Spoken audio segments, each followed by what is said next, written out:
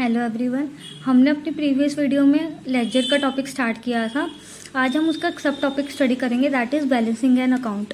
हम जब भी लेजर में अकाउंट्स प्रिपेयर करते हैं किसी भी आइटम का, तो हम उसका एक बैलेंसिंग फिगर भी निकालते हैं।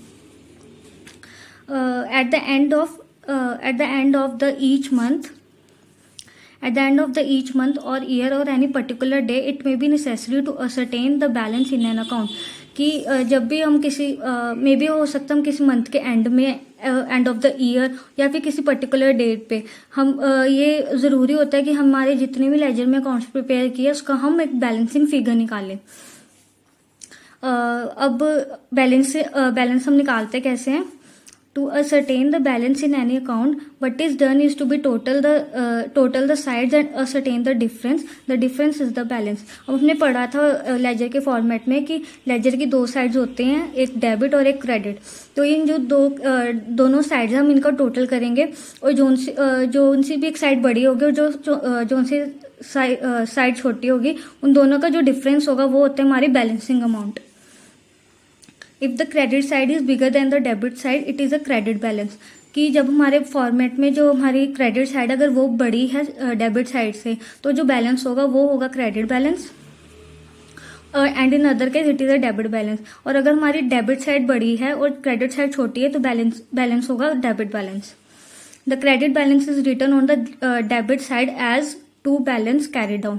अब हमारी जैसे क्रेडिट साइड बड़ी है और डेबिट साइड छोटी है, तो डिफरेंस जो है डेबिट साइड के हम लिखेंगे कि टू बैलेंस कैरी डाउन।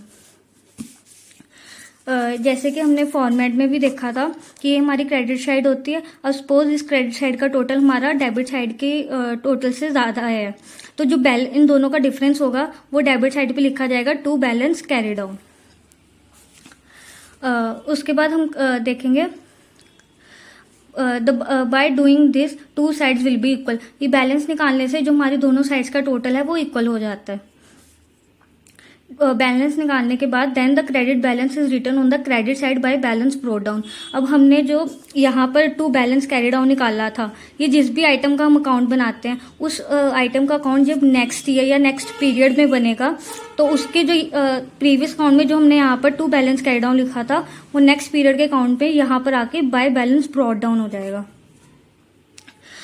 ये हम इसलिए बैलेंस ब्रॉट डाउन हो जाएगा, this is the opening balance for the new period. कि जो प्रीवियस पीरियड का जो हमारा क्लोजिंग बैलेंस था जो हमने कैरी डाउन किया था, वो नेक्स्ट पीरियड का हमारा ओपनिंग बैलेंस बनता है, उसको हम ब्रॉट डाउन करते हैं, इसलिए हम लिखते हैं बाय बैलेंस ब्रॉट डाउन।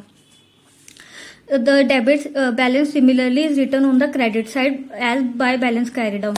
अब हमने देखा था कि जब हमारी क्रेडिट साइड बड़ी होती है और डेबिट साइड छोटी होती है तो उसका डिफरेंस हम यहाँ पर लिखते हैं to balance carry down. But अब हो भी सकता है कि हमारी जो डेबिट साइड है वो बड़ी हो और क्रेडिट साइड छोटी हो, तो इन दोनों का जो डिफरेंस होगा वो हम यहाँ पर लिखेंगे बाय बैलेंस कैरी डाउन। यहाँ पे लिखने के बाद then the debit balance written on the debit side as to balance brought down as the opening balance of the new period. इस डेबिट साइड के केस में भी जब हम नेक्स्ट पीरियड का अकाउंट बनाएंगे सेम आइटम का, तो जो हमने पिछले साल बैलेंस कैरी डाउन किया था वो नेक्स्ट पीरियड में जाके बैलेंस ब्रॉट डाउन हो जाएगा एज एन ओपनिंग बैलेंस।